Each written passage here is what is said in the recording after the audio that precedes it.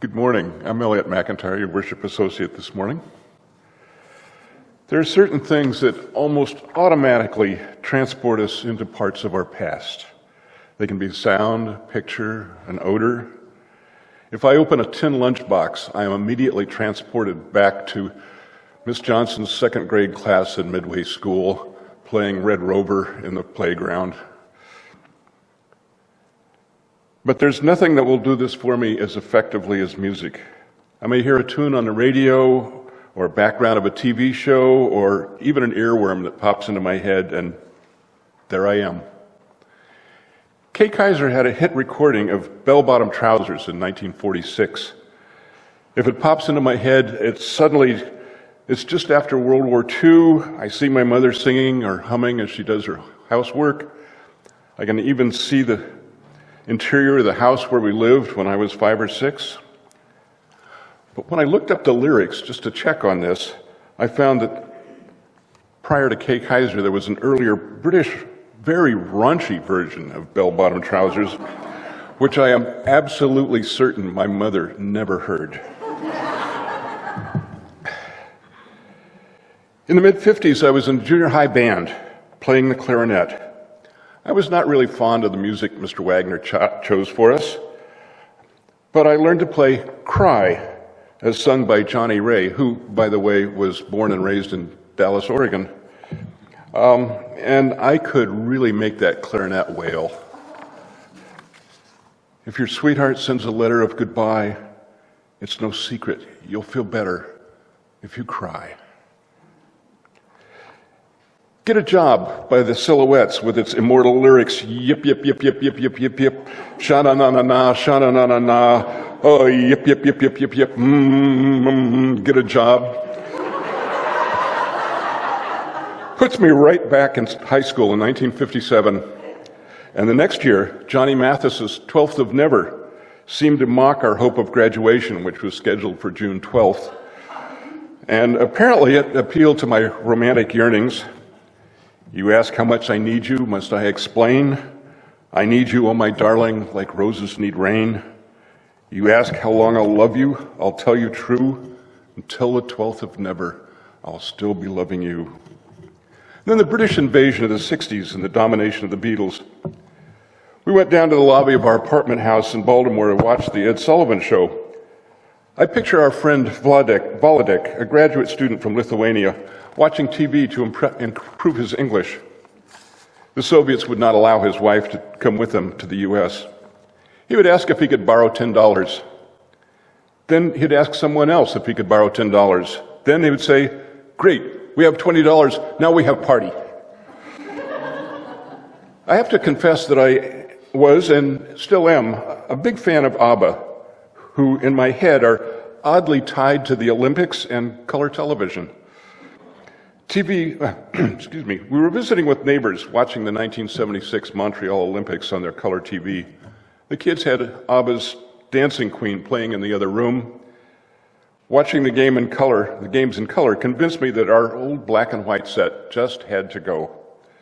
So I get a mixed package for that day, ABBA and the Olympics and color. But it may be the songs I learned at summer camp that have the most resonance for me. I hear a few bars of the Ash Grove, and just like that, I'm back in the forest at Pilgrim Pines Camp in the San Bernardino Mountains, bunking in Oberlin Cabin, listening to Sonny, the camp counselor from Micronesia, lead a song fest. This is a poem by Tyler Knott Gregson. The name of the poem is number 2518. To be there, to see it, the wings of geese in the lightlessness, the blur of hummingbirds roaring softly on summer porches, the earthquake of thunder on evenings when you swear dusk will never fade out. Be for this, keep being, for there is music in all this. Quietly it plays, almost inaudible, but the melody remains. Be for this, and lend yourself to the perfect cacophony. There's two ideas about music that I want to explore today. One is the idea that we have a soundtrack to our lives, kind of like what Elliot was referring to.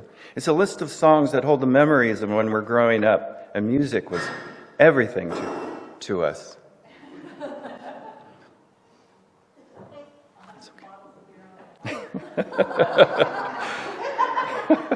That was like a mic drop, I think. Let's see. The other idea, that was the first idea. The other idea is that music underlies the fabric of not just our lives, but of the entire universe. But let's start with the soundtrack of life. Each era has its own soundtrack, but we each had a soundtrack that was personal. Allow me to recite a part of my soundtrack. I bet it overlaps a lot or a little with yours, and I've abbreviated this a lot. I had it much longer, but I decided I couldn't do it. Joni Mitchell, James Taylor, Bob Dylan, The Beatles, Stevie Wonder, Robert Johnson, an old blues musician. That's a fraction of my soundtrack. Most of these musicians were around long before I was born, but I heard them growing up, and I loved them. I wanted to recite a longer version, but my son Dylan said, you guys would probably get bored if I went on too long. But I have considered making a full list for my funeral. And the soundtrack would be read there or etched on my tombstone, and at that time I wouldn't care if people didn't like it. But some people would like it, and it's fitting if you want to know about me after I'm gone. It describes in shorthand my inner world from the time I was in grade school until I entered college. Like you, I was enthralled by music growing up. On weekends, I came to Portland to visit record shops and can remember the feeling of my fingers still of the cellophane-wrapped albums thumping lightly as I flipped through the stacks. You know what I mean. You felt you might be... The shops, solemn as a library, yet filled with smoking paraphernalia, if you know what I mean, back then. You felt you might be in a church, except for the posters of young men with long hair and beards and women in ponchos and sandals. Well, on second thought, it really was a lot like being in church, minus the smoking paraphernalia. Each album cover called up emotions of heartache, love, peace, and the excitement of finding my new favorite album and falling in love all over again. I heard the soundtrack of my life from the speakers of my brother's blue VW 1965 car that he nicknamed the Blue Meanie from the Beatles' Yellow Submarine movie. I also heard the soundtrack from my folks' stereo hi-fi with fake wood grain while I loaded the dishwasher singing Jeremiah Was a Bullfrog by Three Dog Night. Not my favorite song now, but I liked it then. The cassette player in a friend's red MG also played my soundtrack with the top down through the green firs of Forest Park as we sped downhill from Skyline to Northwest Portland with snow-capped Mount Hood on the horizon. My brother put the speakers of his record player on the windowsill of our house in the summer as we lay in the sun listening to the Beatles' White Album. The music also came from friends who would sing the lyrics to Light My Fire by Jose Feliciano. I was in sixth grade when I counted the number of times Bill Withers sang the phrase, I know, in his 1971 song, Ain't No Sunshine.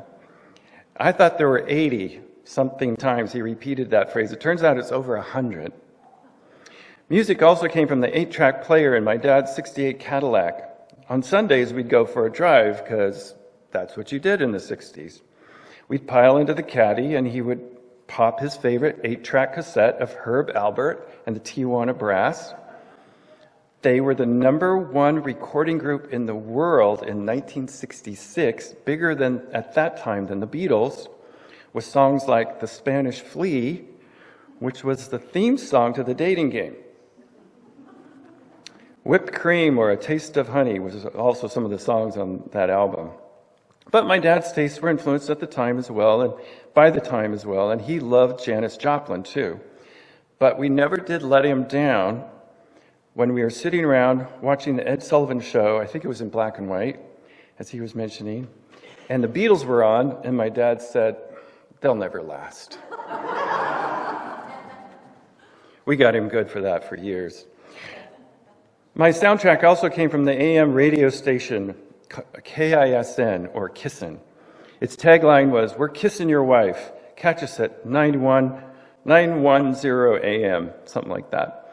They played the Beatles and Rod Stewart's Maggie May in 1971. I could only guess the meaning of the lyrics, but I knew they were for adults and not for grade schoolers like me. As I mentioned, music was everything growing up. And later I came to realize that music might actually just be everything, not just mean everything, but maybe it actually is everything. Let me explain. Pythagoras, the Greek philosopher, mathematician, and actually also a musician, believed all things are numbers, and that the universe could be described in terms of ratios and scale. And he and other Greeks also believed music was math. And Galileo, not a Greek philosopher, famously said that the universe is written in the language of mathematics. And today, contemporary cosmologist Max Tegmark, a Swedish-American physicist and machine learning researcher and professor at MIT, he theorized that the universe itself is made of math. In his mathematical universe hypothesis, he proposes that math is indeed a human discovery, and that the universe is essentially one gigantic mathematical object. In other words, math is the universe. If I understand this correctly, they're saying that math equals music, the universe is math, therefore the universe is music. If that is true, then the universe is music being played by a musician that is itself made of music. We are the musicians, we are the instrument, and we are the song. We, the cosmos, are the audience, the music, and the performers. This connection to the cosmos being music perhaps was realized millennia ago as seen in the Holy Scriptures of the Bhagavad Gita, which comes from the Sanskrit for Song of God, or the divine song. And it encapsulates the teachings of the Vedas and the essence of the Upanishads, holy to Hinduism. Okay, and now that we've explored the metaphysical relationship of music, I want to end with something very concrete.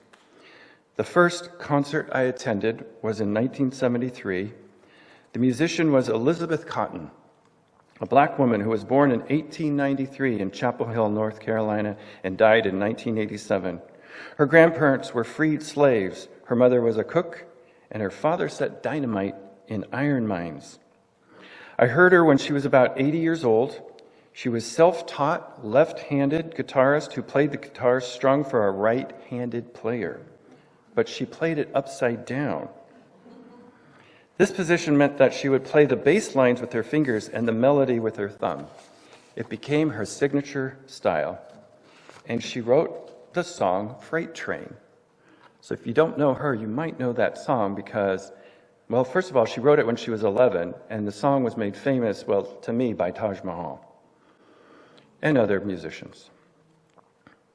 And while I know theoretically the universe is made of math, and math is essentially music, and therefore we're all living, breathing songs, Elizabeth Cotten is the reason many of these songs in my soundtrack even exist, as she influenced so many blues and folk musicians who became the early stars of rock and roll like Joni Mitchell and Bob Dylan.